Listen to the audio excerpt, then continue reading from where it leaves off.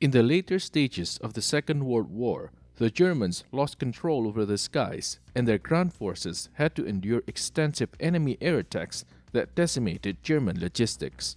The use of self-propelled anti-aircraft guns based on half-track chassis offered some way to fight back, but these were themselves highly vulnerable as they lacked proper armor protection. Because of this, armored anti-aircraft vehicles based on a tank chassis were desirable. Starting from 1944, the German focus was on producing such vehicles based on the Panzer IV chassis, which led to the development of the Flakpanzer IV 2cm Flak 38 Vierling, known as the Wirbelwind. Its 3.7 cm armed Ostwind cousin sacrificed a higher rate of fire for a heavier punch. There were attempts to further enhance the anti-aircraft capabilities, experimenting with heavier armaments. The 3 cm Flak Vierling Zerstörer 45 and the 3.7 cm Zwilling Flak 43 Ostwind II were among these. However, these prototypes did not progress beyond the testing stage before the war ended in 1945. The first real effort to create a self-propelled anti-aircraft vehicle based on a tank chassis, known as a Flakpanzer in German, was the Flakpanzer 38T. While it was built in some numbers, its design was unsuccessful given its weak firepower, lack of a fully armored turret, and its overall small size.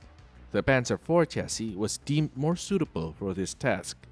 The first such vehicle, known as the Wirbelwind to its crews, had a good gun, but suffered from the same problem as the previous vehicle. This included needing time to properly set up for firing, which reduced its combat effectiveness. For these reasons, the German army focused on developing a Flakpanzer based on the Panzer IV with a fully rotating and protected turret, leading to the creation of two similar vehicles. The so-called Wirbelwind was first introduced, armed with 4 2cm anti-aircraft guns. The second, known as the Ostwind, was quite similar in appearance, but was armed with a single 3.7 cm anti-aircraft gun instead. While demand for such vehicle was high, a lack of resources and production capacity and the Allied bombing campaign meant that only less than 140 of both types were built by the end of the war. In a sense, both of these were ad hoc solutions adopted until more dedicated designs were developed.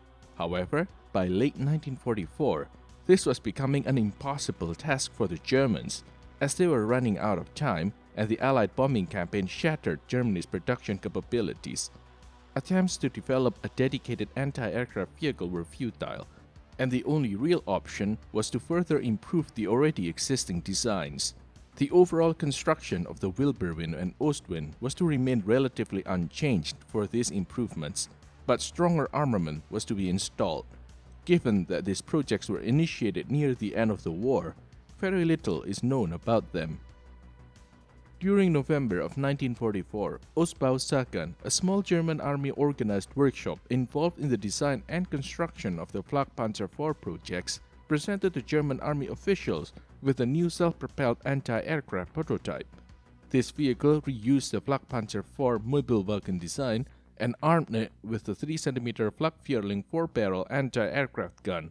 Further development of the project focused on installing this armament into a Wirbelwind, which is believed to have been achieved by the end of 1944. This new vehicle was designated as the Flakpanzer IV 3 cm Flak Vierling. It is also often referred to as the Zerstörer 45. However, it is unclear if this was an original or post-war designation. Ostbau-Sagan was also tasked by Adolf Hitler in 1943 with improving the Ostwind's performance by installing two 3.7 cm guns.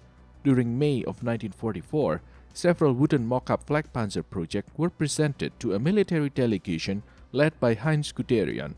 One of these was a wooden mock-up of a Flakpanzer IV, armed with a 3.7 cm Flak Zwilling 43 in its original configuration developed by Alket.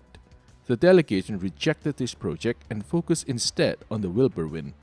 The development of a Flakpanzer IV armed with two 3.7 cm anti-aircraft guns resumed sometime at the end of 1944, and the first working prototype, known as the Ostwind II, is believed to have been completed in January of 1945. Both of these two vehicles were based on the Panzer IV chassis, but due to the worsening economic situation, new chassis could not be spared for such auxiliary vehicle. Ostbau second workers instead had to reuse any available refurbished Panzer IVs that were returned to Germany for major repairs. This would most likely have included the Panzer IV Ausf H and J, but out of desperation, older chassis may also have been used. To save development time and resources, most of the Panzer IV chassis was left unchanged. Still, some modifications were required in order to install the new turret with the main armament. This meant that the opening left after the Panzer IV turret was removed had to be reinforced with metal bars to create a stable firing platform. Unfortunately, the sources are lacking in this regard, and we do not know what precisely was done in this regard. Depending on the chassis used for these projects, there may have been slight differences in the armor thickness. In general, the later built Panzer IVs had a maximum frontal armor thickness of 8 cm. The sides were much thinner at 3 cm, while the rear was 2 cm thick. The Zerstörer turret armor thickness is believed to have been 1.6 cm. For Ostwind II, however, the sources disagree about its turret and armor thickness. Some sources mention that it was originally to be 1.6 cm, but was allegedly later increased to 2.5 cm. The Zerstörer would have used a 9-sided open-top turret, providing the crew with a good view of the surroundings. In addition, this would have reduced the overall construction cost. The lower plates were angled outwards and the upper ones were angled towards the inside. The upper front armor plate between the gun barrels would have a small hatch that could be opened to allow the gunner to see and engage ground targets. The Ostwind II used a similar open-top turret that consisted of 12 angled armor plates. Due to the new gun and additional crew members, its overall internal layout and its size had to be changed compared to the first Ostwind design. In addition, as the two guns were placed side by side, 2 new openings had to be made in the front armor. In order to make the construction of these vehicles easier, no extra traverse mechanism was provided. The turret was instead traversed by using the main gun traverse. The new turret was in essence just an extended gun shield, and the ring-shaped turret base was welded to the hull top. To help with the rotation, ball bearings were added to this base, which made turret movement much easier. The Zerstörer was to be armed with a 3 cm Flak Vierling anti-aircraft gun. This weapon was initially introduced to surface as a 3 cm Flak 103 38 single-barrel gun in limited numbers in late 1944. It was built as a combination of the aircraft-based 3 cm Mark 103 cannon and the 2 cm Flak 38 mounting, mostly to get it in operational service as soon as possible and to be cheap to produce. It was a gas-operated, fully automatic gun capable of firing at 450 rpm, but the more practical rate of fire was 250 rpm.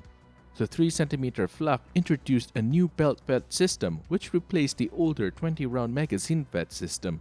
The maximum firing range against ground targets was around 5,700 meters, while airborne targets could be hit at 4,700 meters. Late into the war, a 4-barreled version known as the 3 cm Flak Vierling was tested and possibly even built in smaller numbers. Due to the late introduction, the overall characteristic of this 4-barrel version are barely mentioned in the sources. The Ostwind II, on the other hand, was armed with a modified 3.7 cm Vierling Flak 43.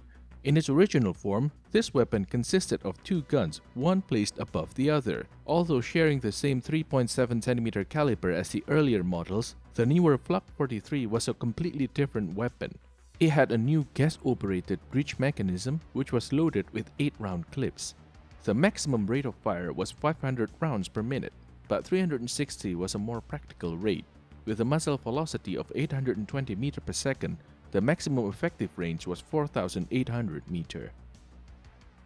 For the installation inside the Ostwind II turret, the 3.7 cm Vierling Flak 43 barrels will place side by side with some 30 cm distance between them. The most obvious reason for this kind of installation was to reduce the overall height, as with an over and under configuration, one of the loaders would have to expose himself while loading the upper gun. Another reason would have been the difficulty of putting two loaders on the same side in the relatively cramped turret. The side-by-side configuration may have complicated production and development, but would at least offer more effective use of internal turret space. The ammunition load for both configurations is unknown. For self-defense, the crew could rely on the hull-mounted MG-34, retained from the Panzer IV design and their personal weapons. The crew of the Zerstörer would likely have consisted of a commander/gunner, radio operator, driver, and one or two loaders. The driver and radio operator were stationed in the vehicle's hull, but the positions of the remaining crew members are not listed in the sources. Given the gun's main characteristics, their position can be deduced. The 3cm Flak 38 commander/gunner position was to the rear of the gun, and given the use of a belt-fed system, it is possible that only a single loader would be placed in the turret.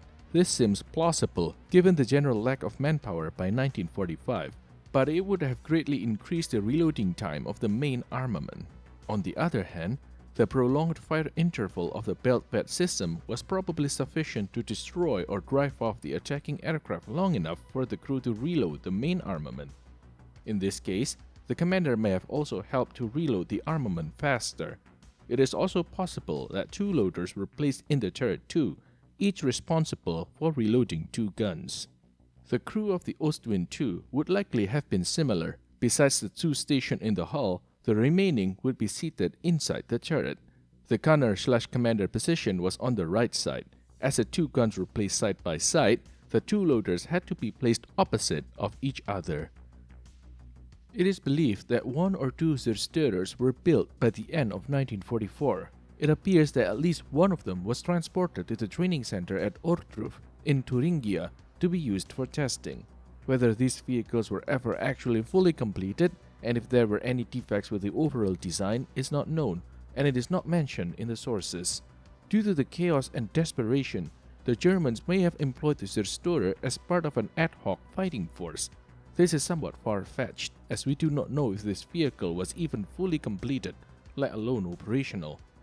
The Ostwind II history is even more complicated. It is unclear if the installation of two 3.7cm guns inside a cramped turret was even feasible.